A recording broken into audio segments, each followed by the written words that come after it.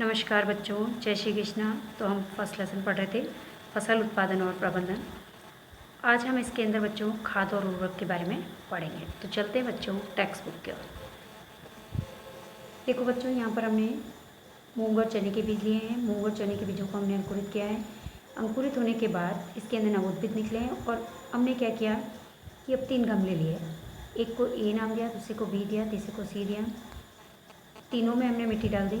ए गमले के अंदर हमने कुछ थोड़ी सी मिट्टी डाली, उसके अंदर गोबर की खाद मिलाई। बी गमले में हमने कुछ रासायनिक उर्वरक डाले और सी गमले में हमने कुछ नहीं डाला। अब हम क्या किया, तीनों ही गमलों के अंदर वो जो नवोद्भिद पौधे थे छोटे, उन पौधों को हमने इसके अंदर रोपित कर दिया और रोपण करके और हमने इसको सूर्य के प्रकाश में रख दिया और रेगुलर इनको पानी देते रहे, इनकी देखभाल करते रहे। अब कुछ दिनों के बाद देखने पर हमने ये पाया, हमने ये देखा कि जो हमारा ए गमला था इसके अंदर पौधे के अंदर वृद्धि जो है हुई है, लेकिन बी गमले से कम हुई है। बी गमले के अंदर पौधे में नवोद्भिद ने ज़्यादा जो है वृद्धि और विकास किया है और सी गमले के अंदर जो है पौधे ने वृद्धि और विकास बहुत ही कम किया है। अब ऐसा क्यों हुआ? ऐसा इसलिए हुआ क्योंकि बी गमले के अंदर हमने क्या डाला थे, रासायनिक उर्वरक डाले थे। तो इसका मतलब ये है कि रासायनिक उर्वरक जो होते हैं वो पौधों की वृद्धि और विकास के लिए तो आवश्यक है, लेकिन इनका अधिक मात्रा में उपयोग करने से हमारी मिट्टी जो होती है उसकी उर्वरता समाप्त हो जाती है, इसमें पोषक तत्व खत्म हो जाते हैं और मिट्टी जो होती है बंजर हो जाती है। लेकिन ए जो गमला है इसके अंदर हमने रासायनिक खाद की अपेक्षा हमने जैविक खाद डाला था और जैविक खाद के अंदर गोबर से बनी हुई खाद डाली थी। तो इसके कारण इसका यदि हम पौधों के अंदर उपयोग करते हैं तो इससे पौधों की वृद्धि और विकास होगा तो सही, थोड़ा धीमे होगा, लेकिन इससे हमारी मिट्टी जो होगी उसकी उर्वरता बनी रहती है, मिट्टी सरंध्र बनती है और सूक्ष्म जीव आसानी से श्वसन कर पाते हैं और इसके अंदर पौधों की वृद्धि और विकास भी अच्छा होता है और मिट्टी बंजर नहीं होती इसका लगातार उपयोग करने से। तो इसका मतलब ये है कि खाद और उर्वरक के साथ हमने जो है पौधों की वृद्धि के बारे में अध्ययन किया कि अगर खाद देंगे तो किस प्रकार से पौधों की वृद्धि होगी, उर्वरक देंगे तो किस प्रकार से होगी और नहीं देंगे तो किस प्रकार से होगी। तो अब चलते बच्चों पढ़ते हैं आगे टेक्स्ट बुक क्या कह रही है। अब देखिए बच्चों कि जो उर्वरक होते हैं ये रासायनिक पदार्थ होते हैं और इसमें विशेष प्रकार के पोषक तत्व जो है पाए जाते हैं और ये खाद से भिन्न होते हैं। ये कैसे भिन्न होते हैं खाद से? देखो कि उर्वरक का निर्माण जो है फैक्ट्रियों के अंदर किया जाता है और उर्वरकों के कुछ उदाहरण यहाँ पर दिए गए हैं, जैसे यूरिया है, अमोनियम सल्फेट है, सुपर फास्फेट है, पोटाश है ना। और पोटाश जो है इसके साथ साथ नाइट्रोजन, फास्फोरस और पोटेशियम है ना। ये सब क्या है, विभिन्न प्रकार के उर्वरकों के नाम हैं जिनका उपयोग हम पौधों की वृद्धि और विकास के लिए करते हैं। अब देखते हैं बच्चों कि जब हम उर्वरक का उपयोग करते हैं तो इसका उपयोग करने से किसानों को गेहूं और धान, मक्का जैसी फसलों की अच्छी उपज तो प्राप्त हो जाती है। वृद्धि और विकास पौधे बहुत अच्छी करते हैं, उपज भी अच्छी प्राप्त होती है, उत्पादन अच्छा प्राप्त होता है। लेकिन उर्वरकों के अत्यधिक उपयोग करने से मिट्टी की उर्वरता कम हो जाती है और इससे जल प्रदूषण का खतरा भी बढ़ता है। जल प्रदूषण बढ़ता है, अतः मिट्टी की उर्वरता बनाए रखने के लिए हमको उर्वरकों के स्थान पर इसके अंदर किसका उपयोग करना चाहिए? जैविक खाद का उपयोग करना चाहिए, क्योंकि जैविक खाद से हमारी मिट्टी की उर्वरता समाप्त नहीं होती और पौधों को अच्छे पोषक तत्व प्राप्त होते हैं, अच्छे न्यूट्रिएंट प्राप्त होते हैं। अच्छा, इसके अलावा हम ये भी कर सकते हैं कि 2 फसलों के बीच में खेत को कुछ समय के लिए जो है बिना उगाए भी हमें छोड़ देना चाहिए, तो इससे भी मिट्टी की उर्वरता बनी रहती है ना।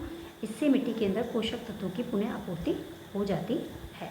इसके साथ साथ ही खाद के उपयोग से मिट्टी का क्या है, गठन बढ़ता है, उसकी जल अवशोषण की क्षमता बढ़ती है, मिट्टी सरंध्र होती है ना। इससे जड़ें आसानी से श्वसन कर पाती है, जड़ें आसानी से गहराई में प्रवेश कर पाती है, सूक्ष्म जीव आसानी से जो है जीवित रह पाते हैं मिट्टी के अंदर। तो इसीलिए हमको जहाँ तक हो सके जैविक खाद का उपयोग ही पौधों के अंदर करना चाहिए। एक देखिए बच्चों, मिट्टी में पोषक तत्वों की आपूर्ति करने का एक दूसरा तरीका भी यहाँ पर बताया है, जिसे हम कहते हैं फसल चक्रण।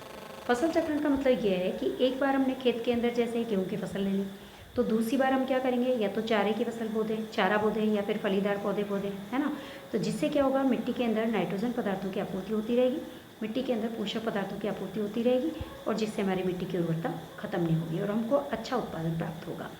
अब ये क्या कह रहा है, ये एक फसल के बाद खेत के अंदर दूसरे किस्म की फसल एकांतर क्रम में उगा कर किया जा सकता है। बिल्कुल सही है। जैसे कि उत्तर भारत के अंदर किसान जो है एक बार फलीदार चारा बोता है एक ऋतु के अंदर और दूसरी ऋतु में गेहूं की फसल ले लेता है ना, ताकि उसको अच्छी फसल प्राप्त होती है। अब इससे मिट्टी में नाइट्रोजन के पुनः आपूर्ति होती रहती है और किसानों को इस पद्धति को अपनाने के लिए हमको प्रोत्साहन करना चाहिए और किया भी जा रहा है।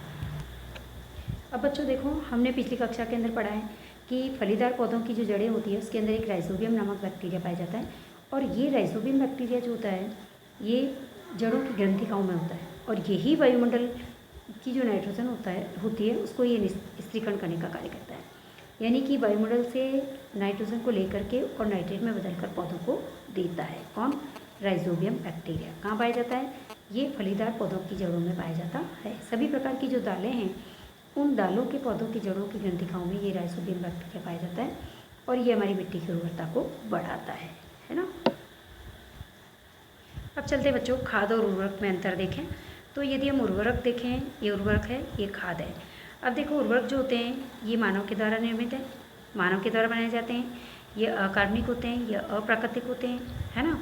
और जो खाद होती है ये प्राकृतिक पदार्थ होते हैं। इनको गोबर और पादप अपशिष्ट के अपघटन से ये प्राप्त होते हैं हमको। उर्वरक जो होते हैं इनका उत्पादन फैक्ट्रियों के अंदर किया जाता है, जबकि खाद जो होती है वो खेतों के अंदर पादप अपशिष्ट और जंतु अपशिष्ट से तैयार की जाती है। अब उर्वरक जो होते हैं इससे मिट्टी को हुमस प्राप्त नहीं होती, जबकि खाद से मिट्टी को हुमस प्रचुर मात्रा में प्राप्त होती है। उर्वरक जो होते हैं इनके अंदर कुछ पोषक पदार्थ होते हैं, जैसे नाइट्रोजन है, फास्फोरस है, पोटेशियम है, ये प्रचुर मात्रा में पाए जाते हैं, जबकि खाद के अंदर ये पोषक पदार्थ जो होते हैं तुलनात्मक रूप से कम होते हैं। लेकिन उर्वरक का उपयोग मिट्टी के अंदर अधिक करने से या पौधों के अंदर अधिक करने से मिट्टी की उर्वरता समाप्त हो जाती है और लगातार उपयोग करने से मिट्टी बंजर हो जाती है, जबकि खाद का उपयोग लगातार करने से मिट्टी की उर्वरता समाप्त नहीं होती और अच्छा उत्पादन प्राप्त होता है और न्यूट्रिएंट उत्पादन प्राप्त होता है। तो इस प्रकार बच्चों हमने खाद और उर्वरक के बीच में अंतर देखे, जो कि बहुत इंपॉर्टेंट है। प्रश्न पूछा जाता है कि खाद और उर्वरक में अंतर बताइए। अब देखो बच्चों कि खाद से हमको क्या लाभ है। खाद से लाभ की बात करें तो खाद जब मिट्टी में देते हैं तो इससे मिट्टी की जलधारण क्षमता बढ़ती है। इसके साथ साथ इससे मिट्टी जो है भुरभुरी होती है, सरंध्र होती है। मिट्टी के अंदर जो है जड़ें आसानी से गहरे में जा पाती है। मिट्टी के अंदर जो है जड़ें आसानी से श्वसन कर पाती है। अच्छा, गैसों का विनिमय सरलता से हो पाता है मिट्टी के अंदर। इसके साथ साथ जो मित्र जीवाणु हैं हमारी, जैसे बैक्टीरिया हैं, केचुए हैं, राइजोबियम है, इनकी संख्या में वृद्धि आसानी से हो पाएगी यदि हम जैविक खाद देंगे तो पौधों में। इसके साथ साथ जैविक खाद से मिट्टी का गठन भी सुधर जाता है और इसकी जल धारण करने की क्षमता भी बढ़ जाती है। तो जैविक खाद के बहुत सारे लाभ हैं। प्रश्न आता है कि जैविक खाद के लाभ बताइए, है ना। तो ये बहुत ही इंपॉर्टेंट है बच्चों। अब चलते हैं आगे। अब चलते हैं बच्चों सिंचाई। देखो, जीवित रहने के लिए प्रत्येक जीव को जल की आवश्यकता होती है, बिल्कुल सही है। यदि हमें जीवित रहना है तो हमें जल की आवश्यकता है और जल का उपयोग करेंगे तभी हम जीवित रह पाएंगे। बिना जल के हम जीवन संभव नहीं है। अब पौधों की वृद्धि और विकास के लिए भी जल का विशेष महत्व होता है बच्चों। और पौधों की जो जड़ें होती हैं इनके द्वारा ही जल का अवशोषण होता है। जड़ें जो होती है जल का अवशोषण करती है मिट्टी से। अब इसके साथ ही खनिज और उर्वरक का भी अवशोषण हो जाता है जल के साथ ही। अब पौधों के अंदर लगभग कितने प्रतिशत जल होता है? 90% जल पाया जाता है ना। और यह जल आवश्यक है कि बीजों का अंकुरण जो होगा शुष्क स्थिति में नहीं होगा, बिल्कुल सही है। क्यों आवश्यक है ये जल? क्योंकि बीजों का अंकुरण, यदि हम सूखे बीजों को अंकुरित करना चाहें तो क्या वो अंकुरित होंगे? नहीं होंगे। तो इसीलिए उनको अंकुरित करने के लिए जो है बीजों को जो है जल की आवश्यकता होती है। अब देखिए बच्चों, जल जो होता है यही पौधों के अंदर जो घुले हुए जो पोषक तत्व हैं, जल में घुले हुए जो पोषक तत्व हैं, इनका स्थानांतरण जो है वो पौधे के प्रत्येक भाग में किसके द्वारा होगा? जल के द्वारा ही होगा, है ना। और ये जल ही जो होता है फसल को पाले और गर्मी से बचाता है, गर्म हवा से भी बचाता है ना, पाले से बचाता है। और स्वस्थ फसल की वृद्धि के लिए मिट्टी में नमी को बनाए रखने के लिए भी खेत के अंदर हमको नियमित रूप से जल देना आवश्यक होता है। तो हम कह सकते हैं कि जल जो है पौधों की वृद्धि और विकास के लिए विशेष रूप से आवश्यक होता है, क्योंकि यही पोषक पदार्थों का स्थानांतरण भी करता है, यही फसल को पाले और गर्मी से बचाता है। इसके साथ से यही फसल की वृद्धि के लिए उस मिट्टी के अंदर नमी को बनाए रखने में भी आवश्यक होता है। इसके साथ साथ हम चलते हैं सिंचाई किसे कहते हैं। सिंचाई देखो, निश्चित अंतराल पर खेत में जल देने की जो प्रक्रिया होती है उसको हम सिंचाई कहते हैं। और सिंचाई का समय और बारंबारता जो होती है वो फसलों, मिट्टी और ऋतु में भिन्न भिन्न होती है, बिल्कुल सही है। सिंचाई का समय हर फसल के लिए, हर पौधे के लिए अलग अलग होता है समय, तथा गर्मी में पानी देने की बारंबारता की अपेक्षा अपेक्षाकृत अधिक होती है। सही है, गर्मी के अंदर पानी पौधों को कम समय के अंदर जल्दी जल्दी दिया जाता है, जबकि सर्दियों के अंदर पानी की पौधों को आवश्यकता कम होती है। अब देखो, गर्मियों के अंदर पौधों को पानी देने की आवश्यकता ज़्यादा क्यों होती है, ज़्यादा पानी क्यों दिया जाता है पौधों को? क्योंकि गर्मियों के अंदर क्या होता है, मिट्टी जो होती है और जो पत्तियाँ जो होती हैं, मिट्टी से पौधे जो है ज़्यादा भी अवशोषण करते हैं, क्योंकि पत्तियों के द्वारा वाष्पन की प्रक्रिया ज़्यादा होती है, वाष्पोत्सर्जन होता है और वाष्पन भी होता है, और वाष्पन अधिक होने के कारण ही मिट्टी को जो है अधिक जल की आवश्यकता होती है। इसीलिए गर्मियों के मौसम में पौधों को अधिक जल की आवश्यकता होती है। अब यहाँ पर बुझो क्या कह रहा है कि इस वर्ष पानी देने में मैं अधिक सतर्क हूँ। बुझो कह रहा है कि अब मैं बिल्कुल सतर्क हो गया हूँ, क्योंकि पिछली गर्मी में मैंने पौधों को पानी नहीं दिया था, इसीलिए सारे पौधे सूखकर मर गए, क्योंकि पौधों को गर्मियों में पानी की अधिक आवश्यकता होती है। अब चलते बच्चों, सिंचाई के स्रोत कौन कौन से हैं। तो यदि हम पारंपरिक स्रोतों की बात करें तो प्राचीन समय में जो है हमारे सिंचाई के प्रमुख स्रोत थे, कुएँ हैं, जलकूप है, तालाब है, झील है, नदियाँ हैं, बांध है, नहर है। ये सभी जो है वो जल के प्रमुख स्रोत थे और इन्हीं से जो है वो सिंचाई होती थी। ये देखिए बच्चों, ये ढेकली है। प्राचीन समय में सिंचाई इस प्रकार से की जाती थी। ये मोट है, सॉरी, और मोट की सहायता से इस तरीके से कुएँ के ऊपर जो है ये रस्सी लगाकर उसके अंदर जो है पात्र बनाए जाते थे। इन पात्रों से जो है पानी खींच करके फिर इस तरीके से जो है वो सिंचाई की जाती थी खेतों के अंदर, क्यारियों के अंदर, है ना। ये देखिए चेन पंप है। चेन पंप के अंदर बहुत सारे पात्र एक साथ जो है वो लगा दिए जाते थे इसके अंदर, और एक साथ जो है चेन की तरह जैसे ही पंप चलता था और उसकी सहायता से एक साथ सारे पात्र एक वन बाय वन एक के बाद एक पात्र आते थे और पानी को डालते थे इस तरीके से, और यहाँ से पानी जो होता था वो होकर के और नाली से होकर के और फिर क्यारियों के अंदर जाता था और खेतों के अंदर सप्लाई होता था, खेतों के अंदर सिंचाई करता था। ये है बच्चों रहट।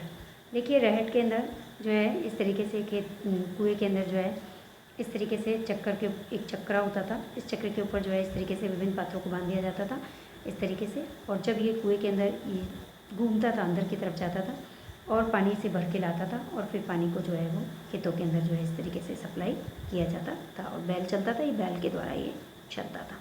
तो इसे कहते हैं हम रहट।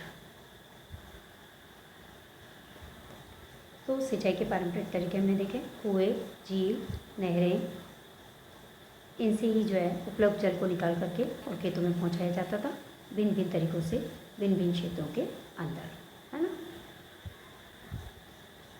अब विभिन्न महेशी और मजदूर लोग जो थे इन विधियों का इस्तेमाल करते थे, और ये जो उपकरण होते थे, मोट है, ढेकली है, रहट है, ये सस्ते होते थे, और विभिन्न प्रकार के पारंपरिक तरीके यहाँ पर दे रखे हैं। जैसे कि देखिए, अभी हमने देखा था मोट, चेन पंप, ढेकली, रहट, है ना। तो इस प्रकार से बहुत सारे सिंचाई के पारंपरिक तरीके देखे। तो प्राचीन समय के अंदर इन पारंपरिक तरीकों से जो है वो सिंचाई की जाती थी। तो बच्चों ने चेन पंप देखा था।